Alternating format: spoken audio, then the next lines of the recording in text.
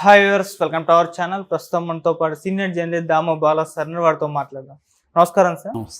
Sir, Modi గారు జగన్ గారికి ఓ భరోసా ఇచ్చారు అని చెప్పేసి వార్తలు వస్తున్నాయి. ఆయనే స్వయంగా ఫోన్ చేసి నేను ఉన్నాను, ఊపిరి పీల్చుకో అని చెప్పేసి అంటున్నారంట. ఈ వార్తల్లో నిజం ఎంత ఉంది? మరి ఎందుకు ఈ విధంగా మోదీ గారు జగన్ గారికి సపోర్ట్గా ఉన్నట్టు సార్? ఇప్పుడు నేను ఈ వార్త చూశాను. అదేంటంటే జగన్ ఊపిరి పీల్చుకో నేనున్నా అని మోడీ అభయహస్తం ఇచ్చాడని.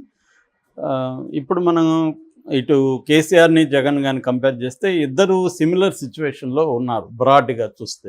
అయితే కొన్ని తేడాలు కనిపిస్తాయి. ఇక్కడేమో కేసీఆర్కి 39 మంది ఎమ్మెల్యేలు వచ్చారు, జగన్కి అక్కడ 11 మందే వచ్చారు.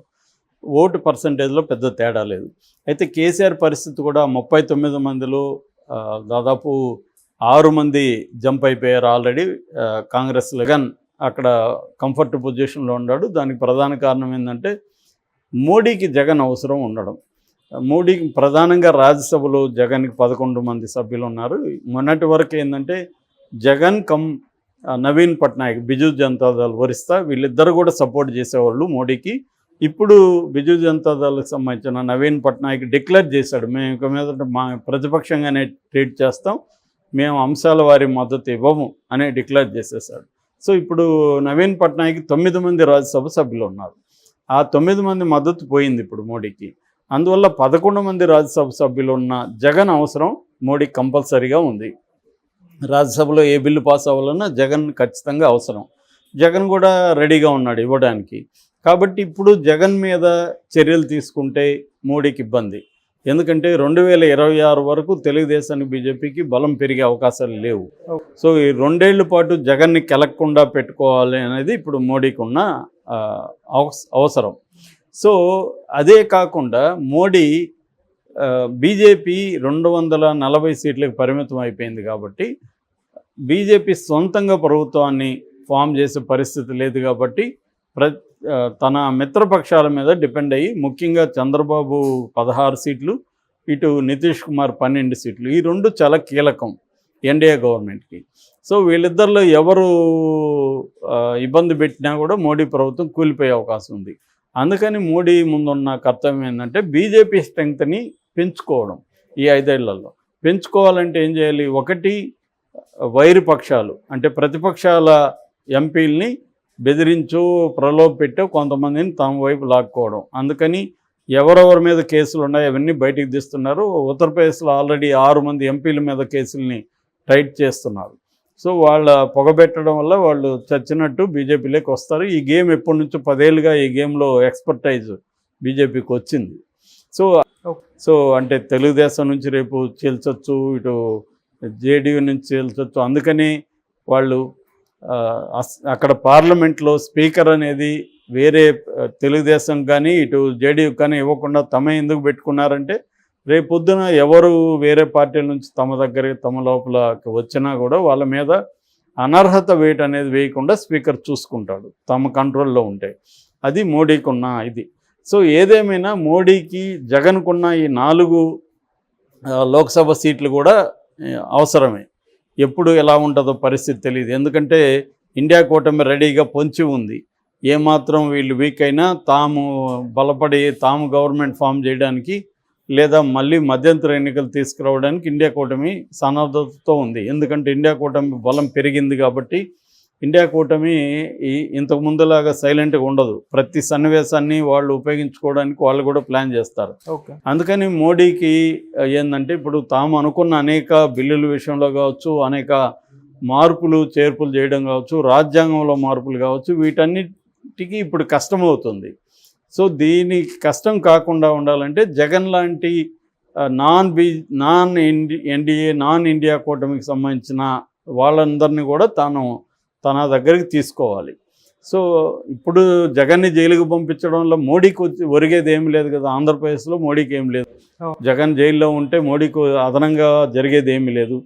కాబట్టి జగన్ని బయటే ఉంచి జైలుకు పంపించకుండా జగన్ కోరికలను కొన్ని నెరవేర్చి జగన్ మద్దతు తీసుకుందాం అనేది మోడీకి ఉంది.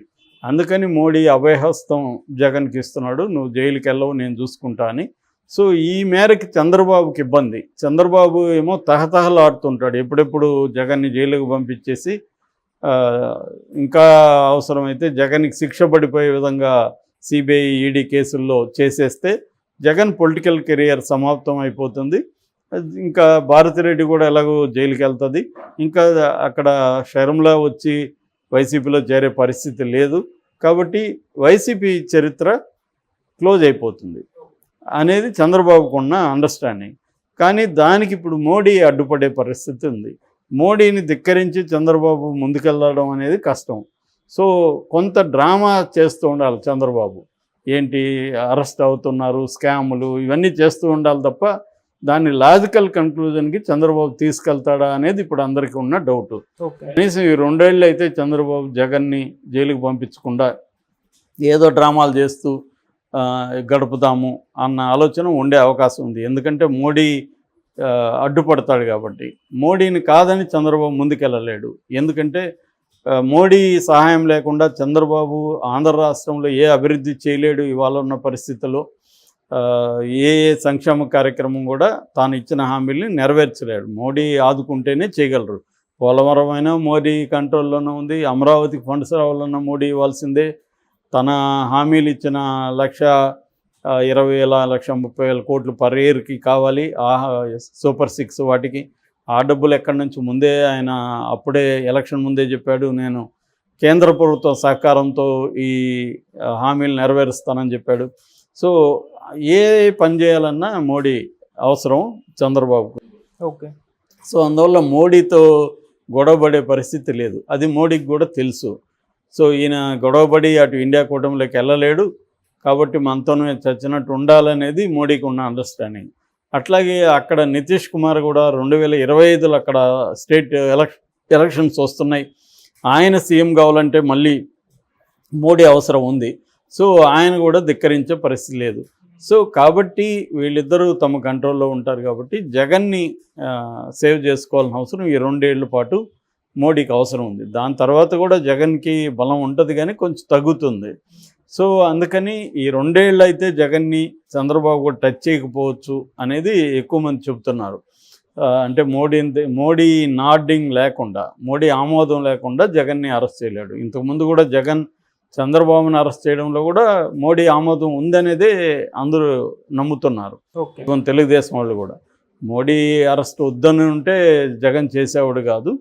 మోడీ సైలెంట్గా ఉన్నాడు, నాకు సంబంధం లేదు నువ్వు చేసుకో అన్నట్టుగా. సో అది చేసుకున్నాడు. సో అనేది తెలుగుదేశం వాళ్ళకి కూడా ఉంది. కానీ తెలుగుదేశం వాళ్ళ అవసరం కాబట్టి మోడీతో పొత్తులోకి వెళ్ళారు.